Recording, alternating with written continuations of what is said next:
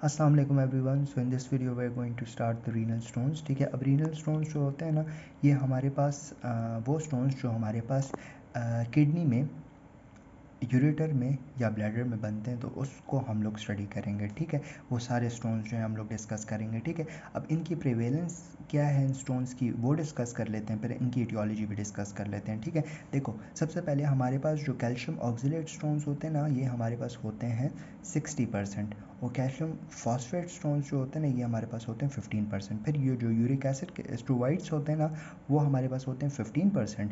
Uric acid stones होते हैं 1%, और जो हमारे पास सिस्टीन और अदर स्टोन्स होते हैं ना, ये हमारे पास बेसिकली टोटल इनका 1% होता है। ठीक है, ये अलग अलग मैंने लिखा हुआ है, लेकिन टोटल इनका 1% होता है। ठीक है, फिर इसके बाद हम लोग आते हैं इनकी इटियोलॉजी पे। ठीक है, बेसिकली अब देखो सबसे पहले जो कैल्शियम ऑक्सीलेट और कैल्शियम फॉस्फेट के स्टोन्स क्यों बनते हैं। देखो, एक तो या तो हमारी बॉडी में हाइपरकैल्सीमिया है, ठीक है, कि हमारे ब्लड में कैल्शियम का लेवल बहुत ज़्यादा है, तो हमारे स्टोन बन सकते हैं।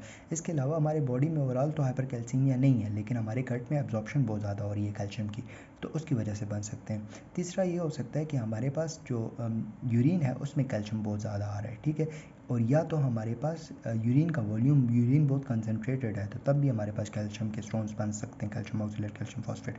इसके अलावा अगर यूरिन एसिडिक है तब भी हो सकता है। ठीक है, और बैक्टीरियल इन्फेक्शन में भी हमारे पास स्टोन्स बन सकते हैं। ठीक है, फिर आते हैं हम लोग स्टोवाइड पे। ठीक है, स्टोवाइड्स जो होते हैं basically magnesium ammonium phosphate stones होते हैं, ये 15% होते हैं। ठीक है, देखो सबसे पहले अगर हमारी यूरिन जो है अल्कलाइन है, या बैक्टीरियल इन्फेक्शन हो गया है, या हमारे पास विटामिन ए की डिफिशियंसी है, तब हमारे पास स्टोवाइड बन सकते हैं। अब देखो बैक्टीरियल इन्फेक्शन में हमारे पास कैसे बनते हैं। देखो बैक्टीरिया हमारे पास जो यूरिया होता है उसको कन्वर्ट कर देता है अमोनिया में। ठीक है, जब अमोनिया बन जाता है ना, तो वो हमारे पास स्टोन बना देता है अल्टीमेटली। फिर जो यूरिक एसिड स्टोन्स होते हैं ना, वो हमारे पास गाउट में होते हैं, जो ल्यूकीमिया में होते हैं। इसके अलावा आपका पीएच अगर लो तब होते हैं। ठीक है, सही है। और जो सिस्टीन स्टोन्स होते हैं ना, वो कोई जेनेटिकल डिफेक्ट्स हो ना, तो उसमें होते हैं। ठीक है, फिर इसके बाद हमारे पास एक वो बना हुआ था डेविडसन में टेबल ना, तो उसको भी हम लोग कर लेते हैं, प्रीडिस्पोजिंग फैक्टर फॉर रीनल स्टोन्स। ठीक है, तो एनवायरमेंटल और डाइटरी फैक्टर्स होते हैं। एनवायरमेंटल फैक्टर्स में यही होता है कि आप पानी ज़्यादा नहीं पी रहे। ठीक है, डाइटरी फैक्टर्स में ये होता है कि आप कैल्शियम ज़्यादा ले रहे हो, आप ऑक्सीलेट ज़्यादा ले रहे हो, आप फॉस्फेट ज़्यादा ले रहे हो, आप मैग्नीशियम ज़्यादा ले रहे हो, आप फॉस्फेट ज़्यादा ले रहे हो। ठीक है, इसके अलावा जो है आप प्रोटीन डाइट ज़्यादा ले रहे हो। ठीक है, फिर इसके बाद हमारे पास होते हैं एक्वाइर्ड कॉजेज़। एक्वाइर्ड कॉजेज़ में क्या हो सकता है कि हमारे पास बैक्टीरियल इन्फेक्शन हो गया पेशेंट को, गट में उसकी एब्जॉर्प्शन बहुत ज़्यादा हो रही है, या पैराथायराइड हार्मोन की सिंथेसिस जो है वो बहुत ज़्यादा होना शुरू हो गई है। ठीक है, इसके अलावा विटामिन ए डेफिशिएंसीज़ हैं पेशेंट में। ठीक है, तो ये गाउट वगैरह है, ल्यूकीमिया वगैरह है। ठीक है, इसके अलावा हमारे पास इनहेरिटेड और कंजेनिटल कॉजेज़ होती हैं, जिसमें हमारे पास मेडुलरी स्पाइन डिजीज़ आ जाती है, सिस्टोयूरिया आ जाता है, प्राइमरी ट्यूबुलर एसिडोसिस और प्राइमरी हाइपर ऑक्सिलूरिया वगैरह आ जाता है। ठीक है, और फीमेलियल हाइपर कैल्सियूरिया वगैरह। ठीक है, अच्छा जी, अब हम आते हैं इसके क्लिनिकल फीचर्स पे। ठीक है, जब स्टोन के साथ पेशेंट आएगा ना, तो उसमें ये क्लिनिकल फीचर्स होंगे। ठीक है, देखो सबसे पहले अगर यूजुअली हमारे पास स्टोन्स जब किडनी में होते हैं ना, तो वो हमारे पास पेनलेस होते हैं। ठीक है, पेनलेस होते हैं, ऑन एंड ऑफ कभी कभी पेन हो जाता है, लेकिन नॉर्मली पेनलेस होते हैं। ठीक है, वो पेन तब भी होता है जब ये हमारे पास ऑब्स्ट्रक्शन कॉज कर दें, मतलब कि अगर आपकी यूरेटर में स्टोन चला गया और वो रास्ता बंद हो गया, अल्टीमेटली आपके पेन होगा। ठीक है, अब जो पेन होता है ना, कहाँ पे होता है। देखो सबसे पहले हमारे पास ये पेन जो होता है ना, ये स्टार्ट होता है फ्लैंक रीजन से, और फिर ये चला जाता है ग्रोन की तरफ। ठीक है, follows the path of the stone. ठीक है, इसके अलावा पेशेंट में होता है नोजिया, वॉमिटिंग, यूरिन जो है उसमें ब्लड हो सकता है। ठीक है, यूटीआईज हो सकते हैं पेशेंट में। ठीक है, इसके अलावा हमारे पास पेशेंट में हो सकता है पसी यूरिन, पायलोनेफ्रोसिस। ठीक है, पायोनेफ्रोसिस। ठीक है, अच्छा जी, इसके बाद आते हैं इसकी इन्वेस्टिगेशन पे। ठीक है, इन्वेस्टिगेशन में बेसिकली हमारे पास दो चीज़ें होती हैं, एक हम लोग इमेजिंग करते हैं और एक हम लैब टेस्ट करते हैं। ठीक है, अब इमेजिंग में हमने बेसिकली क्या करना है ना, कि इमेजिंग में हम लोग करते हैं अल्ट्रासाउंड, एक्सरे और सीटी स्कैन।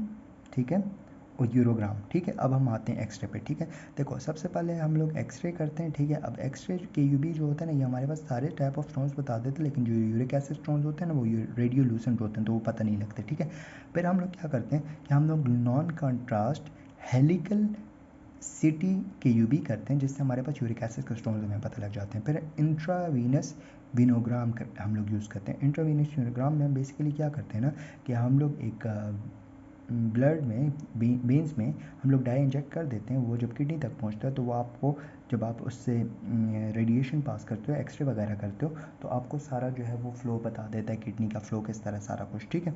लेकिन इसको करने से पहले आपने रीनल फंक्शन टेस्ट करना होता है, ठीक है, क्योंकि ऐसा ना हो कि आप डाई इंजेक्ट कर दो और आपका रीनल फंक्शन जो होता है वो नॉर्मल ना हो ना, तो अल्टीमेटली क्या होगा कि आपका ये कंडीशन जो है वो और सवेयर हो जाएगी, ठीक है।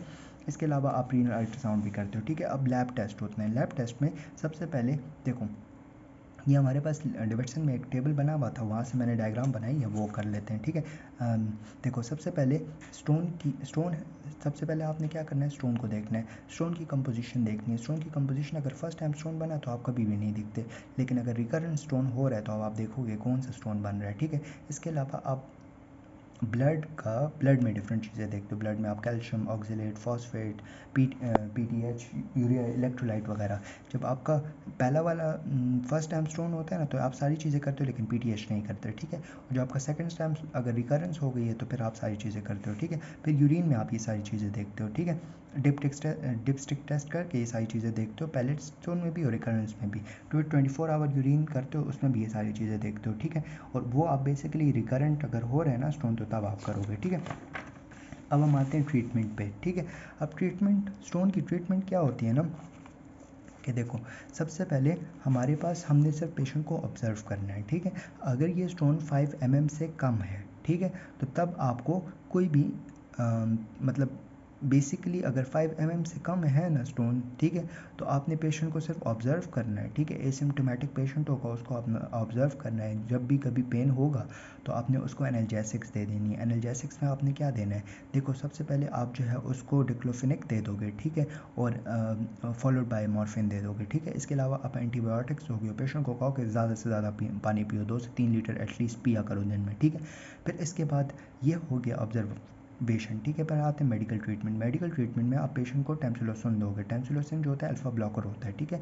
वो क्या करता है कि जो अल्फा रिसेप्टर की वजह से कंट्रैक्शन होती है ना, वो ख़त्म हो जाती है, तो अल्टीमेटली मसल्स जो होते हैं वो रिलैक्स हो जाते हैं, ठीक है। तो अल्टीमेटली स्टोन जो होता है वो इजीली नीचे पास हो जाता है, ठीक है, खुल जाता है रास्ता, ठीक है। फिर इसके बाद हम लोग करते हैं extra corporeal shock wave lithotripsy, ठीक है। अब जो extra corporeal shock wave lithotripsy है ना, ये हम लोग कब करते हैं, देखो अगर स्टोन हमारे पास 2 सेंटीमीटर से कम है ना और किडनी में है, तो तब हम लोग ये करते हैं, ठीक है। और अगर स्टोन 1 सेंटीमीटर से कम है और यूरेटर में है, तब भी हम लोग ECWL कर सकते हैं, ठीक है। अच्छा, इसमें एक केस होता है कि अगर हमारे पास स्टोन इवन अगर हमारे पास 2 सेंटीमीटर से ज़्यादा भी है और अगर lower pole of the kidney में है, तब भी हम लोग extracorporeal shock lithotripsy use कर सकते हैं, ठीक है। अच्छा, अब इसकी कंट्राइंडिकेशन क्या होती हैं। ये एक्स्ट्रा कॉर्पोरियल शॉक लिथोट्रिप्सी हम लोग प्रेगनेंसी में यूज़ नहीं कर सकते, और कोई किसी को ब्लीडिंग डिसऑर्डर है या हमारे पास ओबेसिटी है या अनकंट्रोलेबल हाइपरटेंशन है, तो हम नहीं यूज़ करेंगे, ठीक है। फिर इसके बाद आते हैं परक्यूटेनियस नेफ्रोलेथॉटमी, ठीक है। अच्छा जी, अब ये जो परक्यूटेनियस नेफ्रोलेथॉटमी है ना, इसमें बेसिकली आप क्या करते हो ना, कि परक्यूटेनियस मतलब आप स्किन से जाते हो, ठीक है, स्किन से जाते हो किडनी की तरफ, ठीक है।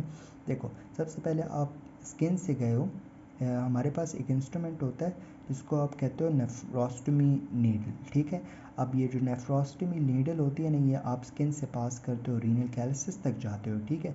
अब रीनल कैलिसिस के बाद आप जो है ना, ये जाते हो यूरेटर में, ठीक है। यूरेटर में जाते हो basically upper part of the ureter में, ठीक है। जहाँ पे भी स्टोन है ना, वहाँ तक आप पहुँचते हो, ठीक है। नीडल रिमूव कर देते हो और आपका जो वो होता है गाइड वायर होती है, वो आप डाल देते हो, ठीक है।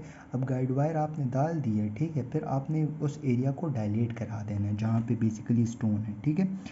फिर आपने अल्ट्रासोनिक वेव जो है उस एरिया पे बम्बार्ड करनी है। बम्बार्ड जब आप करोगे ना, तो उसकी वजह से वो स्टोन टूट जाएगा, ठीक है। जब वो स्टोन्स टूट जाएंगे, तब आपने क्या करना है कि आपने फिर उस जगह से वो पीसेस जो है ना, उसी आप जो आपका ये जो नेफ्रो ये जो बेसिकली आपका जो इंस्ट्रूमेंट होता है, इसी से आप ये स्टोन्स उठाओगे, जो टुकड़े टुकड़े होते हैं, और ये आप निकाल लोगे, ठीक है। और आप इसमें एक डबल जे स्टंट होता है, ठीक है, वो आप उस जहाँ पे स्टोन होता है उसके ऊपर और उसके नीचे दोनों ये स्टंट लगा देते हो और इस एरिया को डायलेट करा देते हो, ताकि जो स्टोन बच भी गया ना, तो वो भी हमारे पास ईजिली यूरिन फ्लो में निकल जाए, ठीक है। अच्छा जी, फिर इसके बाद हम लोग आते हैं, हमारे पास रेट्रोग्रेड इंट्रारीनल सर्जरी है, ठीक है। अब रेट्रोग्रेड इंट्रारीनल सर्जरी में क्या होता है ना कि आप बेसिकली एक एंडोस्कोप लेते हो, यूरेथ्रा से जाते हो, ठीक है। यूरेथ्रा से आप जाओगे ब्लैडर में, ब्लैडर से आप जाओगे यूरेटर में, यूरेटर से किडनी में, ठीक है। और इसके ज़रिए आपका जो स्टोन होगा वो आप वहाँ तक पहुँचोगे, आप उसमें जो है वो रेज जो होगे वो बम्बार्ड करोगे, अल्टीमेटली उसको ब्रोक डाउन करोगे और फिर रिमूव करा लोगे, ठीक है। फिर इसके बाद हम आते हैं ओपन सर्जरी पे, ठीक है। अब ओपन सर्जरी हमारे पास देखो, या तो हमारे पास पाइलोलिथोटमी होती है, ठीक है, या तो हमारे पास एक्सटेंडेड पाइलोलिथोटमी होती है, ठीक है। और एक हमारे पास है एनाट्रोफिक नेफ्रोलिथोटमी, ठीक है। अब पाइलोलिथोटमी हम बेसिकली हमारे पास जब बड़ा स्टोन होता है ना तो उसके लिए करते हैं, ठीक है। अब एक्सटेंडेड पाइलोलिथोटमी हम लोग करते हैं स्टैकहॉर्न स्टोन के लिए, ठीक है। और अगर स्टैकहॉर्न स्टोन से भी बड़ा स्टोन है और अजीब सा साइज़ है, ठीक है, तो तब आप लोग करते हो एनाट्रोपिक नेफ्रोलिथोटमी, ठीक है। फिर इसके बाद आपने कुछ मेजर्स करने होते हैं कि स्टोन दोबारा ना बने ना। डाइट होती है, पेशेंट को आपने कहना होता है ज़्यादा से ज़्यादा पानी पियो और ऐसी चीज़ें ना खाओ जिसमें आपको स्टोन बनने की खदशात हो सकते हैं, ठीक है। और फिर आपकी मेडिकेशंस आ जाती हैं। मेडिकेशन में आपने सबसे पहले क्या देना है, डायरेटिक्स देने और आइरिप्यूरिनोल देने। वो क्या चीज़ नहीं देनी, आपने पेशेंट को विटामिन डी नहीं देना, ठीक है। विटामिन डी कैल्शियम की एब्जॉर्प्शन ज़्यादा कराता है, अल्टीमेटली स्टोन फॉर्मेशन ज़्यादा हो सकती है। इसके अलावा आपने विटामिन सी भी नहीं देना, क्योंकि विटामिन सी जो होता है वो ऑक्सलेट की एक्सक्रीशन ज़्यादा कराता है, अल्टीमेटली ऑक्सलेट के स्टोन जो हैं वो ज़्यादा बनते हैं, ठीक है। फिर इसके बाद आते हैं कॉम्प्लिकेशन पे, ठीक है। कॉम्प्लिकेशन में ना अगर ऑब्वियसली अब आप स्टोन को ठीक नहीं करोगे तो पेन बहुत ज़्यादा हो जाएगा, हाइड्रोनेफ्रोसिस होता है किडनी में हमारे पास जो होते हैं, फेलियर में जा सकता है पेशेंट, और यूटीआई वगैरह हो सकते हैं, ठीक है। दैट्स इट, थैंक यू, जज़ाकल्लाह खैर।